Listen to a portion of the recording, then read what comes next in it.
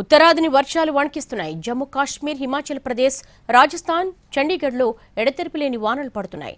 పలు ప్రాంతాల్లో జనజీవనం స్తంభించిపోయింది. జమ్మూలో 24 గంటల్లో 19 సెంటీమీటర్ల వర్షపాతం నమోదైంది. అటు రాజస్థాన్లో 50 సెంటీమీటర్లకు పైగా వర్షపాతం కురిసింది.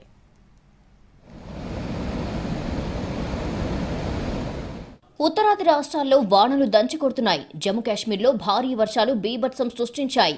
వరద ఉధృతికి లోతట్టు ప్రాంతాలు నీట మునిగాయి. జమ్మూ పఠాన్కోట్ జాతీయ రహదారిపై ఉన్న కీలక వంతెన దెబ్బతింది. సమీపంలో ఉన్న సహర్ఖడ్ నది ఉప్పొంగడంతో ప్రధాన వంతెన కుంగింది. జమ్మూలో గత 24 గంటల్లో 19 సెంటీమీటర్ల వర్షపాతం నమోదైనట్టు అధికారులు తెలిపారు. భారీ వర్షాల ధాటికి నదులు, కాలువలు ప్రమాదకరంగా ప్రవహిస్తున్నాయి. పలు ప్రాంతాల్లో వరద నీరు ఇళ్లల్లోకి చేరింది.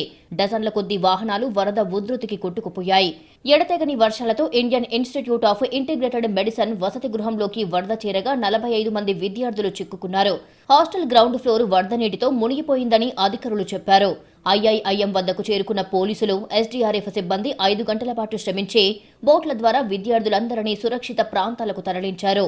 విద్యార్థుల బస, ఆహారం కోసం ప్రత్యామ్నాయ ఏర్పాట్లు చేశారు. వివిధ ప్రాంతాలలో భారీ వర్షాలు కురుస్తుండటంతో అధికారులు అప్రమత్తంగా ఉండాలని సీఎం ఒమర్ అబ్దుల్లా ఆదేశించారు. వర్ష ప్రభావిత ప్రాంతాలలో నీటి సరఫరా, విద్యుత్ వంటి ముఖ్యమైన సేవలను పునరుద్ధరిస్తున్నారు. మరోవైపు హిమాచల్ ప్రదేశ్లోనూ వర్షాలు కుమ్మేస్తున్నాయి. వర్షాలు, వరదలకు ఇప్పటి వరకు 298 మంది ప్రాణాలు కోల్పోయారు. ఎస్డీఎంఏ నివేదిక ప్రకారం కొండ చర్యలు విరిగిపడటం, ఆకస్మిక వరదలు, ఇళ్లు కూలిపోవడం ఘటనలతో 298 మంది ప్రాణాలు కోల్పోయారు. ఆగస్టు 27 వరకు ఎత్తైన ప్రాంతాలలో మేఘావృతాలు, ఆకస్మిక వరదలు, కొండ చర్యలు విరిగిపడే అవకాశంతో పాటు తీవ్రమైన వర్షపాతం ఉంటుందని వాతావరణ శాఖ అంచనా వేస్తున్నందున ప్రజలు జాగ్రత్తగా ఉండాలని ఆయన సూచించారు.